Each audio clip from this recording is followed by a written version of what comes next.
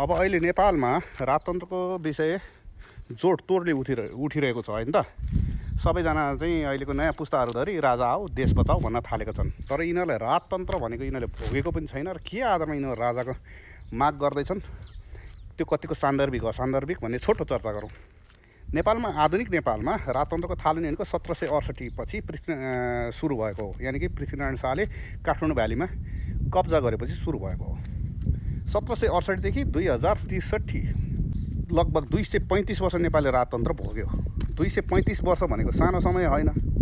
अब यसमा राजावादीहरू के भन्छन्, राजाले यो पुरै समय राजपाट चलाएको भए त देश विकसित हुन्थ्यो भनेर भन्छन्। चलाउनु नपाएको थियो र कसले रोकेको थियो? 1768 मा पृथ्वीनारायण शाहले नेपाल एकीकरण गरे, काठमाडौँ भ्याली कब्जा गरेपछि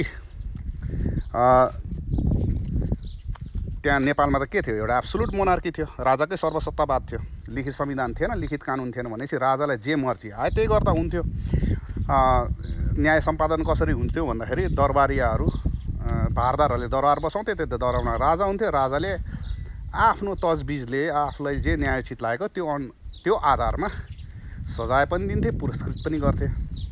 अब यो पृथ्वीनारायण शाहको योग्यतम छोरा कान्छो छोरा बहादुर शाहको पालामा नेपालको सिमाना झन् फैलिएर पूर्वमा टिस्टा र पश्चिममा सतलजसम्म रह्यो। टिस्टाले अहिले सिक्किमको एउटा नदी हो टिस्टा, जसले इन्डिया र बङ्गलादेशको समेत सिमाना छुट्याउँछ, र पश्चिममा सतलज नदी जसले इन्डिया र पाकिस्तानसम्मको सिमाना छुट्याउँछ।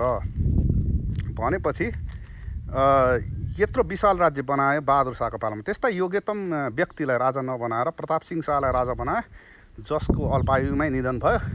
त्यसपछि पावरको खिचातानी चाहिँ देवर भाउजूको यानि बहादुर शाह र राजेन्द्र लक्ष्मीको पावरको खिचातानी भयो। किनभने राजा त साना थिए, त्यो राणाबहादुर शाहलाई गद्दीमा बसाइएको थियो। पावरको खिचातानी भनेको राणाबहादुरको आमा राजेन्द्र लक्ष्मी र बहादुर शाहको हुनाले, र अन्तमा बहादुर शाहको हार भएपछि बहादुर शाहलाई षड्यन्त्र गरेर मर्न बाध्य पारियो या मारियो, यो चाहिँ अझै क्लियर छैन।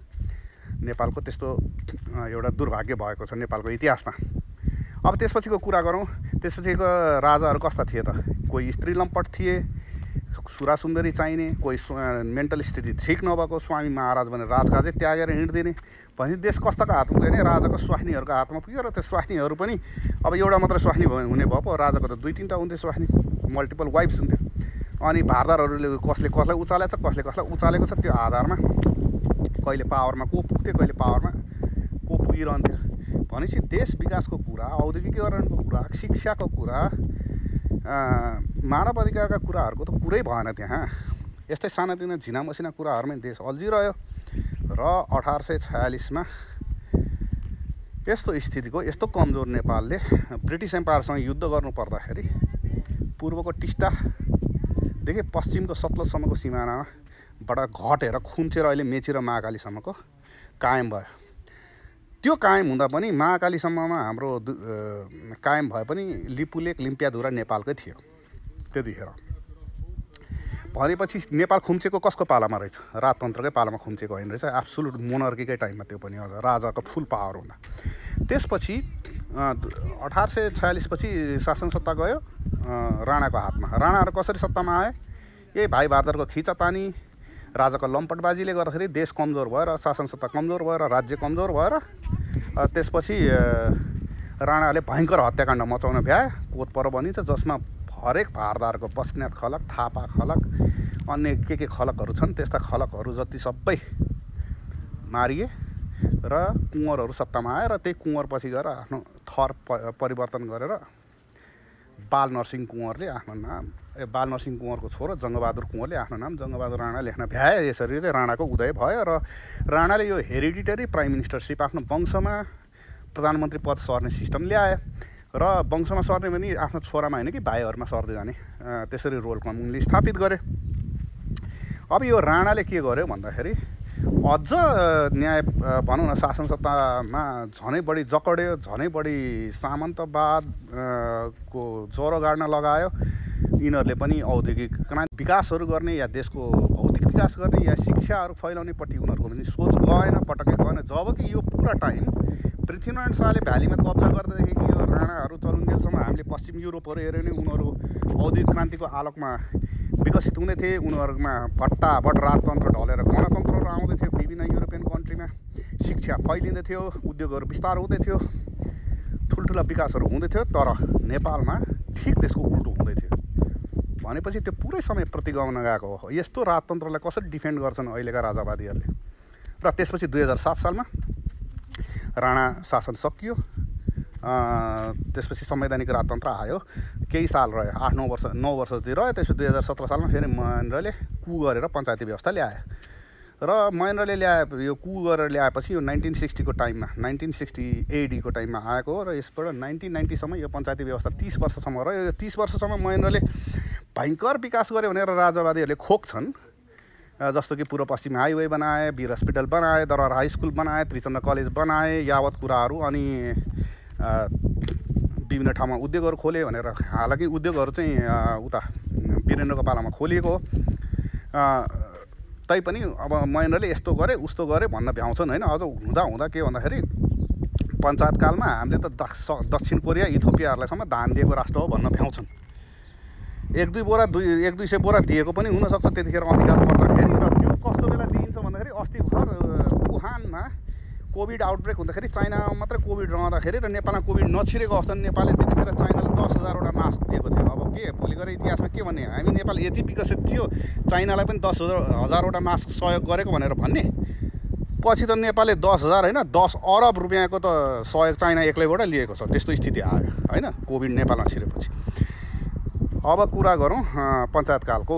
पञ्चायतकालमा राजावादीले छट्ट विकास भएको भन्छन्। तर हामीले 1960 देखि 1990 को UNDP रिपोर्ट र वर्ल्ड ब्याङ्क रिपोर्ट हेऱ्यो भने नेपाल कन्सिस्टेन्टली पुरै 30 वर्ष लगातार विश्वको टप 5 गरिबतम राष्ट्र, हरितनम राष्ट्रहरूमै परिरह्यो। यो कसरी पनि प्रमाणित हुन्छ नि। त्यो बेला गाउँमा एउटा रेडियो हुने मान्छे, एउटा क्यासेट प्लेयर हुने मान्छे, ठुलो ठालु हुन्थ्यो, एउटा साइकल हुने मान्छे, सहरमा एउटा टेलिफोन सेट हुने, एउटा टेलिभिजन हुने मान्छे त धेरै ठुलो धनी ठालु गनिन्थ्यो।